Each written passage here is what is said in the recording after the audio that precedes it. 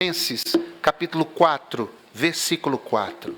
Filipenses 4, 4. Nós vamos dar continuidade à nossa série de mensagens sobre a mente do cristão. E são mensagens dentro da carta de Paulo aos Filipenses. Se você não estava aqui no domingo passado e não acompanhou, você pode acessar a mídia da igreja, o YouTube, o canal do YouTube da nossa igreja. Você pode também acessar a página do Facebook e assistir a mensagem para sua edificação. Filipenses 4:4. Regozijai-vos sempre no Senhor. Outra vez digo, regozijai-vos. Obrigado, Senhor, pela palavra eterna, maravilhosa do Senhor. E abençoa-nos diante dela. Oramos em nome de Jesus. Amém. Podem sentar-se. O meu retorno está muito alto, por isso há uma microfonia aqui. Alegria como um estilo de vida é a mensagem desta noite. Esse versículo, irmãos, alegrai-vos ou regozijai-vos sempre no Senhor, é um dos versículos da Bíblia mais difíceis de colocarmos em prática. Se você for honesto, vai concordar comigo. Nós decoramos o verso, é fácil de guardar, 4:4 Filipenses. É fácil decorá-lo, difícil é viver este versículo. Agora, essa alegria sobre a qual Paulo fala, ela possui alguns aspectos que são desafiadores para nós. Por exemplo, esse versículo, esse mandamento, essa palavra para nós de alegrarmos-nos sempre no Senhor, não está condicionada a nenhum fato externo. É alegria no Senhor, pura e simples, independentemente das circunstâncias. Aliás, quando Paulo escreveu isso aqui, ele estava preso, acorrentado, em uma prisão fétida em Roma. E ele escreve aos crentes de Filipos dizendo, alegrem-se em Deus, alegrem-se em Jesus. E digo novamente para vocês, alegrem-se no Senhor. Também, essa palavra de Filipenses 4:4 é um mandamento. Alegrai-vos, alegrem-se, fiquem felizes. É uma ordem de Deus para nós. Não é, se você quiser, alegre-se no Senhor. Se você estiver disposto, alegre-se no Senhor. Não, é um mandamento atemporal, em qualquer circunstância e em qualquer tempo, alegrai-vos no Senhor. Também esse mandamento é plural, ou seja, ele é para mim e é para você, e é para você que acompanha a transmissão. Alegrai-vos! Para nos mostrar que essa alegria independe de personalidade, mas fulano é tão extrovertido, é tão sorridente, é tão carismático, então para ele é fácil alegrar-se. Os retraídos, os que têm afeição mais sisuda, esses não dá para ficar alegre no Senhor. Não. É plural, é para todos nós. Alegrem-se no Senhor. Eu digo sempre que ser alegre não é questão de personalidade, é questão de ser cheio do Espírito Santo. Mas também, esse texto indica, de forma bem clara, onde está a alegria que nós precisamos? Onde encontrar esta alegria sobre a qual Paulo fala? Ele diz, alegrai-vos no vosso time de futebol. Alegrai-vos na vossa promoção do emprego. Alegrai-vos na vossa juventude, saúde, vigor e força. Claro que não.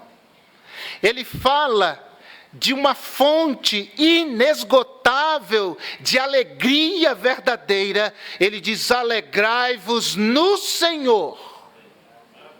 A nossa alegria deve estar em Deus. A nossa alegria deve ser tirada no sentido de recebermos esta alegria no Senhor. Veja que a alegria, ela é efeito e não causa. A causa é Deus. Deus é a fonte. E esta alegria do Senhor e no Senhor é resultado da nossa vida com Deus, da intensidade do relacionamento que temos com Deus. Alegria independe de circunstância, alegria independe de personalidade, alegria independe de vontade, pois é um mandamento. Isso tudo tem a ver com a mente da gente. Isso tudo tem a ver com a cabeça da gente. A Bíblia diz que o coração alegre aformoseia o rosto. A Bíblia diz que o coração alegre é bom remédio. Cura. A alegria tem poder de cura. Assim como o coração triste adoece. Então, Paulo nos fala nesse texto de pelo menos 4 atitudes mentais que o crente deve ter, que o cristão deve ter para, de fato, vivenciar e experimentar esta alegria do Senhor e esta alegria no Senhor. E eu vou expressar essas 4 atitudes mentais a partir de 4 palavras, todas elas iniciadas com S. Primeira palavra, sintonia. Segunda palavra, submissão. Terceira palavra, satisfação. E a 4ª palavra, segurança. Será que você pode falar junto comigo? Vamos juntos lá? Sintonia, submissão, satisfação, segurança. Mais uma vez.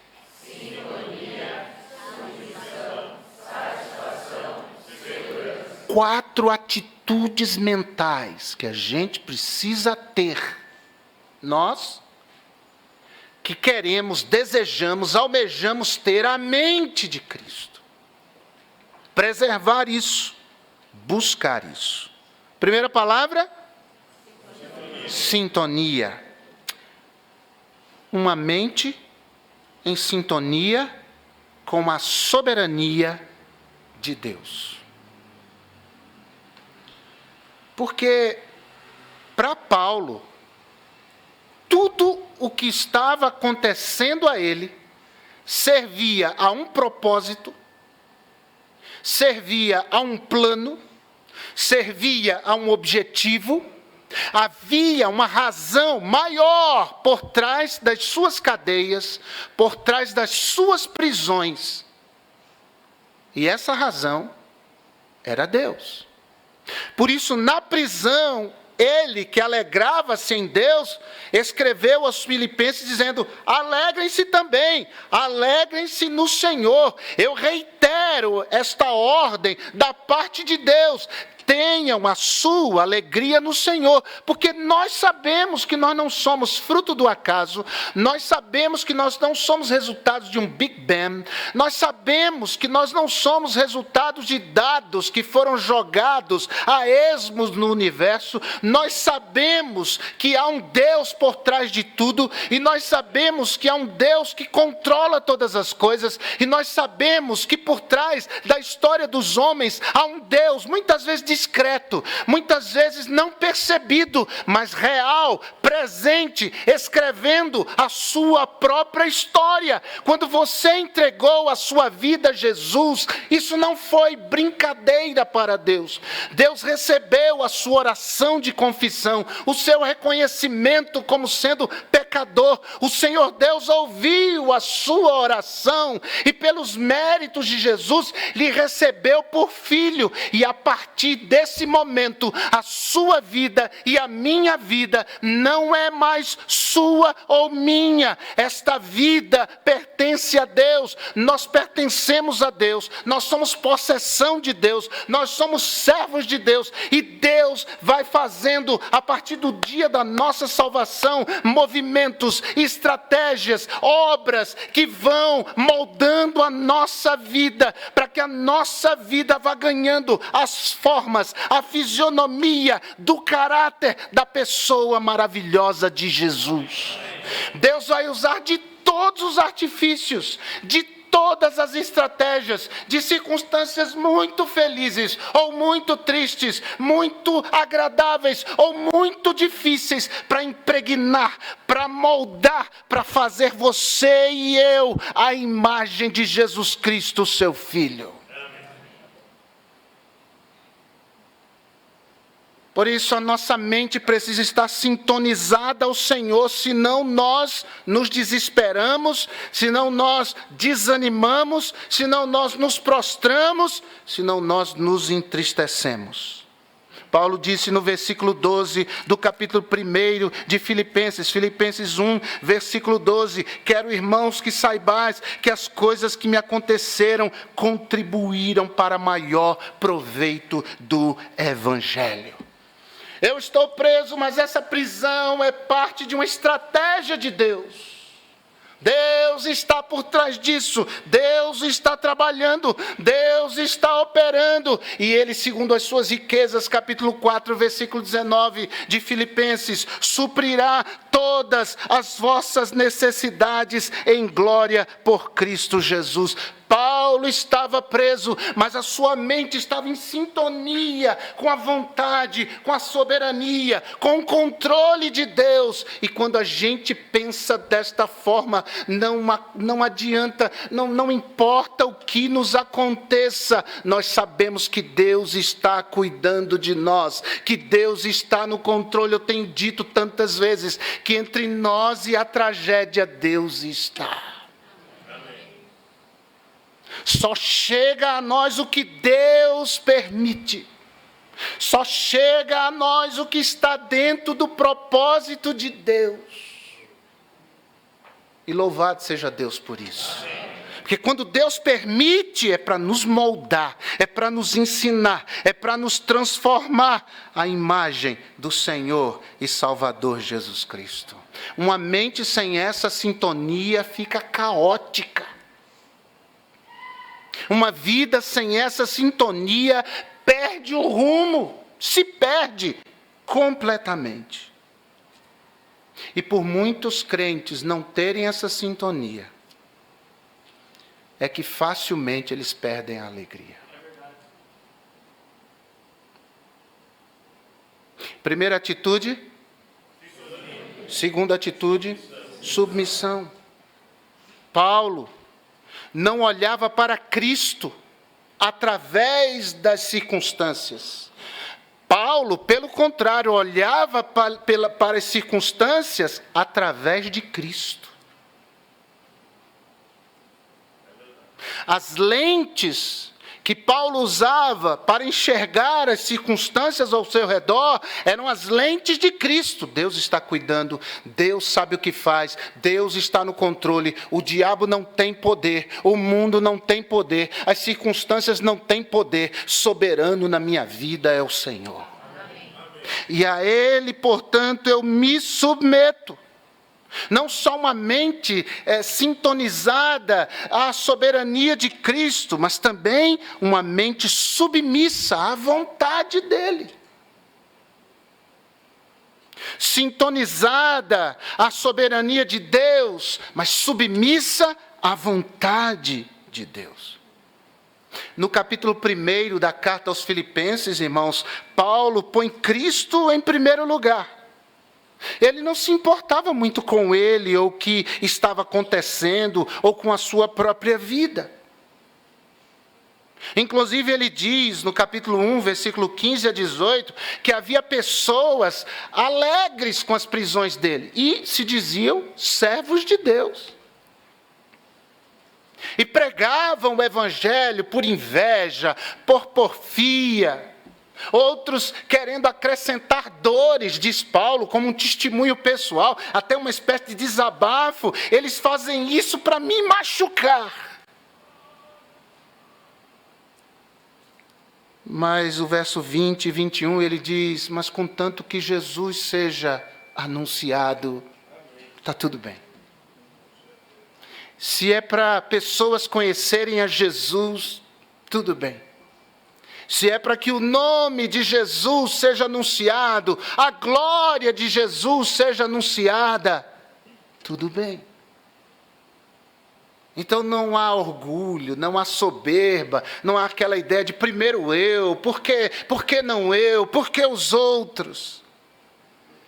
Ele demonstra um certo desprezo pela própria vida, mas o que interessa a ele na vida é Jesus. Nós perdemos nossa alegria porque achamos que Deus vive em função da gente. Nós perdemos a nossa alegria quando nós achamos que nós somos o centro do universo. Pode parecer um exagero o que eu estou dizendo, mas tem muita gente que vive assim. Como se o mundo girasse em torno dele. Como se as coisas devessem acontecer em função das vontades deles. Mas feliz é o crente que tenha Jesus como centro da sua vida. E sendo Jesus o centro da sua vida, a glória de Jesus, a grande razão da sua vida, esse coração vai se encher de alegria. É por isso que Paulo e Silas cantavam hinos de louvor a Deus durante as madrugadas, na prisão.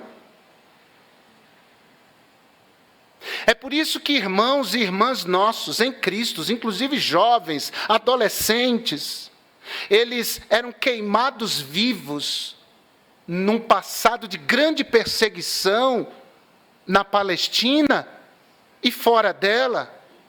Enquanto queimavam, glorificavam a Deus. Você pode imaginar isso? Enquanto feras despedaçavam a sua carne, eles glorificavam a Cristo que foi despedaçado naquela cruz para salvá-los da perdição eterna. Portanto, submissão à vontade de Deus produz alegria no coração do salvo. Então, muita gente prefere abandonar a Deus quando as dificuldades vêm. Mas também há muita gente que prefere abandonar-se nas mãos de Deus quando a dificuldade vem. Não foi isso que Jesus fez? Senhor, passa de mim este cálice. Contudo, que seja feita a tua vontade. É deixar de dizer o que Deus deveria fazer e submeter-se ao que Ele quiser fazer.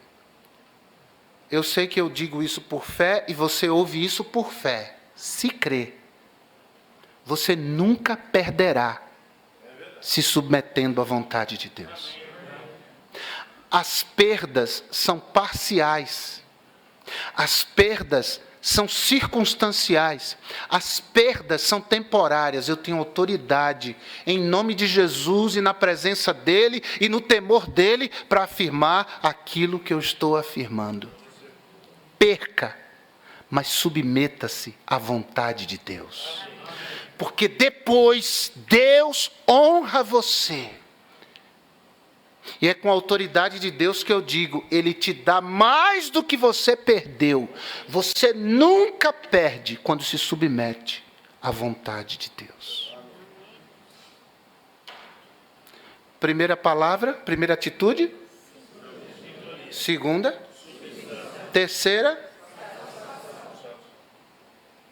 é inundada por alegria, uma mente satisfeita com as coisas de Deus, sintonizada à soberania de Deus, submissa à vontade de Deus, satisfeita com as coisas de Deus.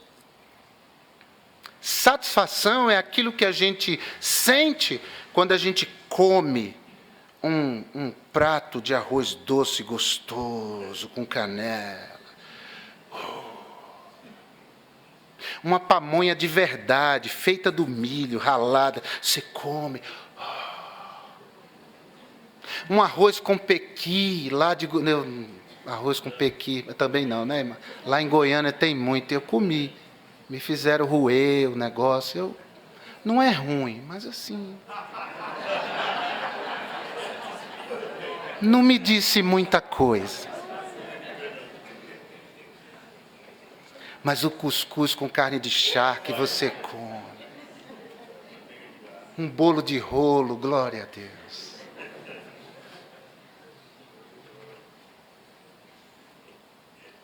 Nós temos que nos satisfazer com as coisas de Deus. Oh, que bom estar na casa de Deus. Que bom cantar louvores ao Senhor. Que bom ouvir testemunhos como esse, que ouvimos de alguém dedicando a sua vida, toda a sua vida para a obra de Deus. Oh, Senhor, levanta no meio do teu povo mais obreiros para a sua seara. 5 vezes no capítulo 3, o apóstolo Paulo usa essa expressão coisa. Ela está em evidência neste capítulo. Irmãos, a mente carnal está sempre ligada às coisas materiais. É isso que a satisfaz. Mas a mente espiritual está sempre interessada e ligada às coisas celestiais. E eu lamento, com muita tristeza, em ver o cenário mundial do povo de Deus sendo marcado por crentes que têm perdido o prazer nas coisas de Deus. E não pense em ninguém, não. Pense em você e eu penso em mim. Nós temos que vigiar. Porque os prazeres desta vida, os prazeres terreais, eles de fato trazem muita satisfação, e não é pouca não. Mas a Bíblia diz que é por um pouco de tempo. A nossa mente é inundada por essa alegria no Senhor, quando o nosso prazer, quando a nossa satisfação está nas coisas de Deus. Paulo fala no capítulo 3, versículo 18, de um grupo de líderes naquela igreja, que eram inimigos da cruz de Cristo. No verso 19, ele diz: o Deus dessas pessoas é o ventre. Eles se satisfazem apenas em coisas materiais. E elas têm o seu papel, irmãos, na nossa vida. Mas elas não podem ser maiores do que o nosso prazer em Deus. A mente centrada em coisas da terra perde a capacidade de se alegrar no Senhor.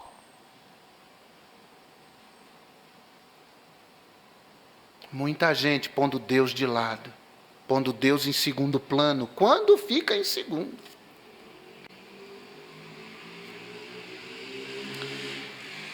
Mas a Bíblia diz em 1 Coríntios 2,16 que nós temos a mente de Cristo. E em Colossenses 3,2 somos desafiados a pensar nas coisas que são de cima, não nas coisas que são da terra. A minha mente, eu fiquei pensando, ela é muito mundana. Ela precisa se desapegar mais. E eu nem falo de coisas materiais, não. Mas, irmãos, há pessoas que têm ambição, e ambição é uma coisa boa. Ambição é querer mais, é querer progredir, é querer avançar, é querer crescer, e isso não é errado. Essa igreja, no seu início, era desafiada constantemente pelo nosso pastor inesquecível, pastor Josué, a crescer. Era um grupo pequeno, num lugar pequeno. E ele, culto após culto, desafiava o crescimento. Vamos ganhar almas, vamos crescer. E conforme ia crescendo, ele dizia, precisamos de um lugar maior. Vamos construir, vamos avançar. E nós chegamos até aqui.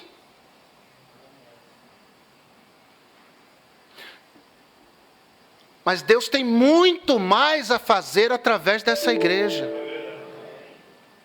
Isso não é errado, querer mais. O que é errado é querer mais a qualquer custo. Isso é errado. É querer mais quando os fins justificam os meios. Isso é errado. É querer mais fora da vontade de Deus. Isso é errado. Provérbios 1,19 diz: são assim as veredas de todo aquele que usa de cobiça. Ela põe a perder a alma dos que a possuem. Cobiçar é querer mais a qualquer custo. Coisas, irmãos, são instrumentos de Deus a serviço do reino. Se eu não puder usar o meu carro e a minha casa a serviço do reino, eu não serei feliz. Se eu não puder usar a minha vida a serviço do reino, dentro dos dons, talentos que Deus deu a todos nós, cada um diferente um do outro, se nós não pudermos usar isso, nós não seremos felizes. Só Deus é a fonte da verdadeira alegria. E talvez haja muitos crentes infelizes na vida, porque não descobriram isso. A sua mente não é satisfeita nas coisas de Deus. Primeira atitude? Se esqueceram, né? Sintonia. Segundo? Terceiro? Quarto? Segurança. Uma mente segura de si em Deus. Essa é a quarta atitude, o quarto movimento mental que nós devemos ter, porque a mente segura de si em Deus é aquela ancorada corretamente, firmada na palavra, aquela que está edificada sobre a rocha, que não será destruída. Essa mente não é segura em si mesmo apenas, ela é segura de si em Deus. A mente segura de si, em si mesmo, é uma mente cuja vida está sendo edificada sobre a areia. Eu dizia pela manhã aqui, no fechamento do culto, que irmãos, nós não somos diferentes de quem não teme a Deus, de quem não conhece a Deus, de quem não honra a Deus, no aspecto das adversidades desta vida. Você, por favor, não fica questionando a Deus, não fica importunando o Senhor, questionando, mas por que isso está acontecendo comigo? Mas por que essa situação comigo? Mas por que essa dificuldade na minha vida? Todo mundo na vida tem dificuldade, irmãos. Todo mundo. E tem gente que tem dificuldade maior do que a sua. É que você fica olhando para o seu umbigo. É que você fica olhando só para a sua dor, só para a sua realidade. Mas levanta os olhos e vê ao redor de você. Tem gente passando dificuldades muito piores do que a sua. A diferença é que nós temos Jesus, irmãos. A diferença é que Jesus está conosco. A diferença é que nós podemos passar fome, privação, dificuldade, podemos tudo em Cristo que nos fortalece. Essa é a diferença. E que diferença! Ai de mim se não fosse Jesus. Quem seria eu se não fosse Jesus? Talvez seria muito bem sucedido na vida profissional. Talvez sim. Talvez teria tido experiências na vida que na vida cristã eu não tive. Experiências extraordinárias, maravilhosas. Mas sem Cristo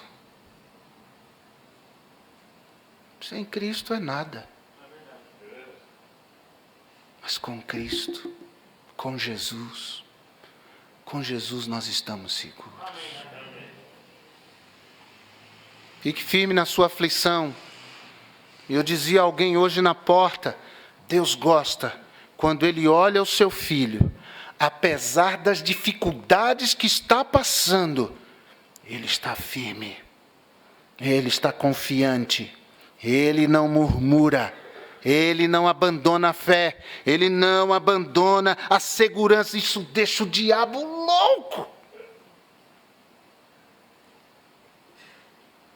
A nossa segurança está centrada no Senhor. É casa na rocha. É mente segura. Mas segura de si em Deus.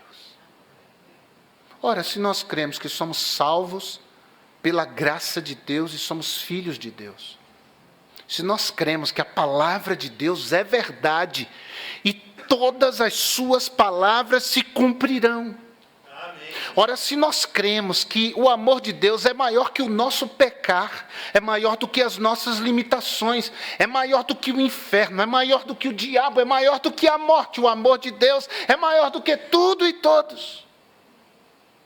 Ora, se nós cremos que o caminho de Deus é reto, é correto, se o caminho de Deus é o caminho que conduz à salvação, nós mantemos a nossa mente segura em Deus. O problema é que o camarada já acorda com o celular na mão, vendo isso, aquilo e aquilo e aquilo. O miserável nem ora, ele já pega o celular e vai olhar o que tem lá. E se larga, que às vezes não larga agora, só larga de noite quando for para dormir de novo e liga do lado dele ali, deixa aquilo ligado para carregar. Ele nem lê a Bíblia. Ele vive uma vida espiritual raquítica, faminta, fraca, anêmica. E nosso Deus é real. Nosso Deus é poderoso. Nosso Deus é vivo. Mas se nós não cultivamos vida com esse Deus, se nós não mantemos a nossa vida focada, alinhada, sintonizada, submissa, satisfeita nesse Deus, essa alegria que a gente consegue é cisterna rota, é lama. Mas a alegria que provém de Deus é um manancial de águas vivas. Por isso que Davi diz no Salmo 16, no finalzinho do Salmo, far-me-ás ver as veredas da vida, na tua presença há abundância de alegrias. Se nós confiamos no Senhor, irmãos, então estamos seguros. Que consolação tem meu coração descansando no poder de Deus. Ele tem prazer em me socorrer, descansando no poder de Deus. Sempre avante vou, bem contente estou, descansando no poder de Deus. Não recearei, nada temerei, descansando no poder de Deus. Essa mente segura de si em Deus traz alegria. E alegria não é ficar mostrando os dentes para todo mundo. Alegria é um estilo de vida. A alegria se traduz na postura. E aí eu entendo o que Neemias disse quando falou que a alegria do Senhor é a nossa força. Porque é uma postura frente à vida. É uma postura frente às dificuldades. Não é aquela pessoa molenga. Não é aquela pessoa que qualquer ventinho derruba ela. Não é aquela pessoa firme. E firme é o contrário de infirme. Infirme é o mesmo que enfermo. Firme é o mesmo que saudável. Pessoas firmes são saudáveis. Essa firmeza que a gente precisa buscar cada dia, cuidando da nossa mente. Enchendo a nossa mente com as coisas de Deus. Por isso Paulo disse no capítulo 4, verso 7 de Filipenses, que o Senhor guardaria os nossos sentimentos e os nossos pensamentos em Cristo Jesus. Sabe o que isso quer dizer? Se guardar é um termo militar. É a questão de ficar vigiando nossos pensamentos. Deus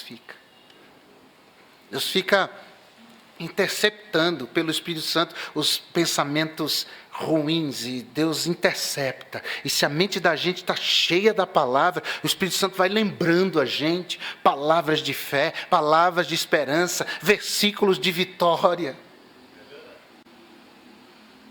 A gente vai andando, é uma postura, a alegria do Senhor é uma postura frente à vida. Como é que tá, meu irmão? Tem gente que nunca está bom, nunca. O miserável pode ter ganhado na loteria. Pastor, o senhor sabe, muita gente pedindo dinheiro emprestado. Ele sempre tem alguma coisa para reclamar.